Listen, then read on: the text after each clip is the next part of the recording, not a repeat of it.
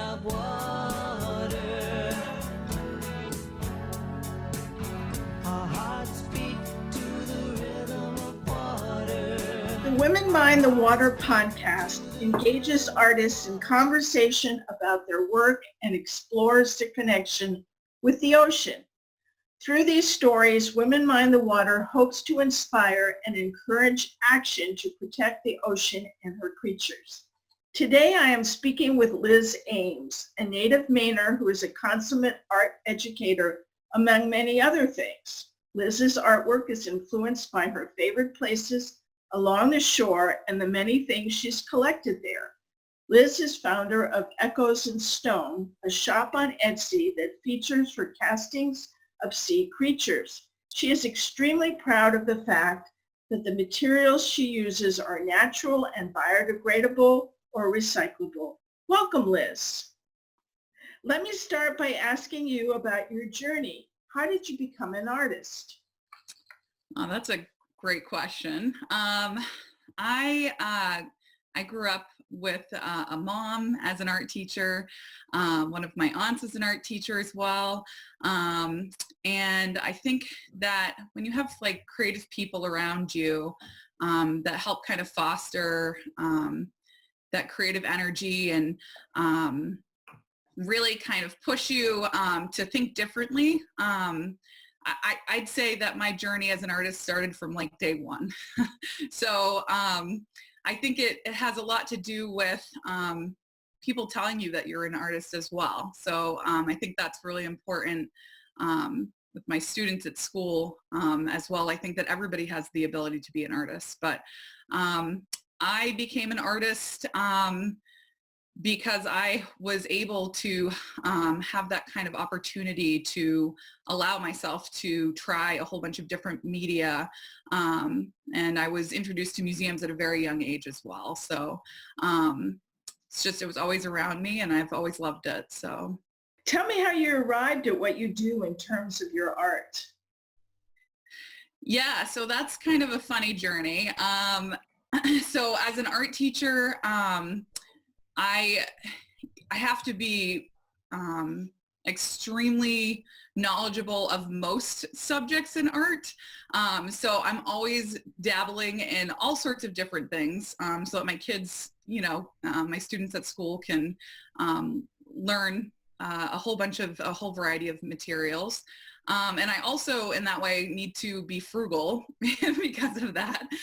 So the base of my art currently in Echoes in Stone is a combination of different plasters, which happen to be a more affordable option in terms of creating.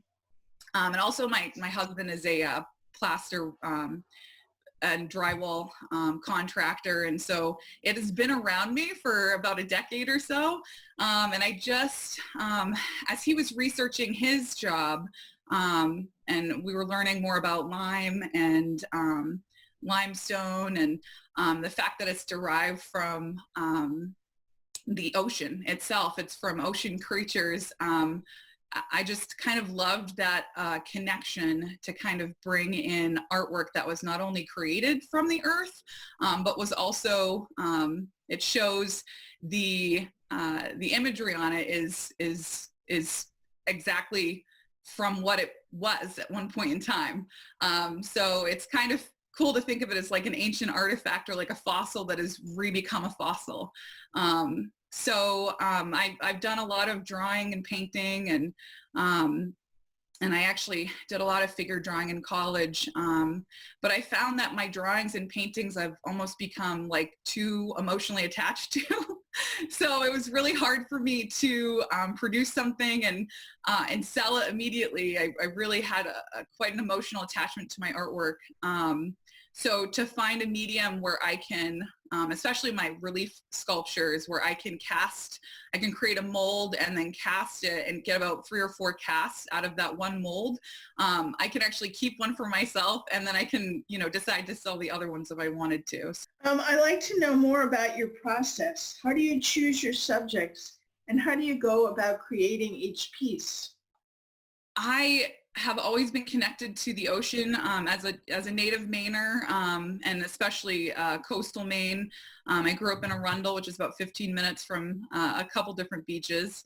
And my parents had a house that they bought that in the 80s on a dime because it had burned a bit in Port Clyde. So I had connections to both southern Maine, coastal Maine, and the mid-coast. And the beach was really a playground. All of my best memories as a kid growing up were kind of flipping over rocks and tide pools and seeing what scurried out from underneath them, and just kind of, creating, mandalas out of things in the sand, or, all sorts of different ways that you can be creative at the beach.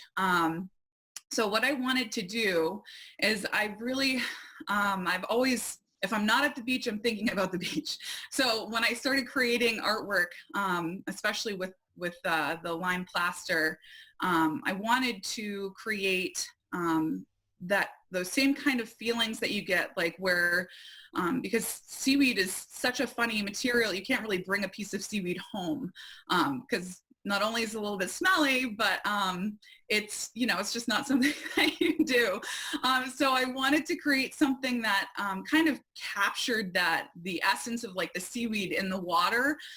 So when I was researching plaster and kind of like where it's evolved from in terms of not only like a house material, but scientists and botanists back in the day, hundreds of years ago, used to use it to cast kind of botanical life, and kind of that essence that, like, seaweed is, it gets dry, when it's low tide, and when it's wet, it really kind of creates this almost like underwater forest. So I wanted to create artwork that really kind of brings you back to the ocean, and like kayaking through the islands and kind of pushing yourself through that wet seaweed, and what you see in tide pools and what you see when you look down in the Maine oceans. So that's kind of how I got my subject. I like to hear the story behind a particular piece that you created, one that reflects your connection with the ocean. Ooh, that's a good one. They're all so different, but a lot of them are similar in a lot of ways. I will probably describe one of my larger seaweed pieces that incorporates like seaweed and shells. And basically these are relief sculptures. So it's flat on the back side. Then it kind of, there's like a three-dimensional quality to it on the front side, and it's, I'm thinking of one in particular where the seaweed kind of cascades around the top. And basically in the actual artwork, I've placed little, the seaweed in a very certain way that kind of looks like it's being pulled by the ocean, but also I've added elements like oyster shells and mussel shells to kind of create that kind of tide pool effect. And I create in kind of a minimalist fashion where I like to create something where your mind can kind of make up the rest of it. I thought for a while about adding color to my imagery, but I thought that it would be more interesting actually if your mind actually created what colors you might have seen in that moment, or you remembered in that moment. And I also like the idea of the fact that my pieces always change, specifically my relief sculpture pieces, because depending on where your light source is in your house, the shadows cast off of those relief pieces of seaweed and shells, those shadows are going to be different all day long, depending on how the sun is in your room. So they change constantly, which I really enjoy, that they're constantly changing. So how is your art an expression of who you are as a person and your view of the world? I would say that my art is an expression of me as a person, because I've always kind of felt a deep connection to our coast. I know the impact of pollution and overfishing and all of those different things, because I see it very locally. So, I mean, I've been very lucky to been born so close to our coast, but it's also been interesting to see the impact of even overpopulation of seals, let's say. In southern Maine, there's been a huge influx of an overpopulation of seals, and we found a lot of sick ones on the beach. And I think that when people are connected to the ocean, or if they have an appreciation for the ocean, or the place that they live, specifically Maine, in my case, I think that it's important that whatever you're creating is not only going to kind of showcase things that you love, but the materials that you use are not going to be harmful. I know a lot of artists recently have gotten into resin, and I don't know if they've looked into the negative effects of resin. And I'm trying to be as eco-conscious as I possibly can in my creations. So that would be why it's an expression of me and my view of the world. How would you like others to react to and use your art? I think that I would really like people to kind of react to my artwork the way they do to like ice cream. So when you're getting an ice cream, you're like, this is amazing. And I want them to remind them of, maybe a special memory that they had of the ocean.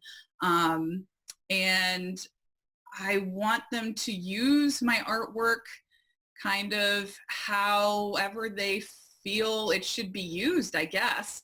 I would personally put it in a location where it was kind of sunny, so you'd be able to see, the cast shadow all day long and see it change. But if people want to put it in, a darker corner, that's fine too.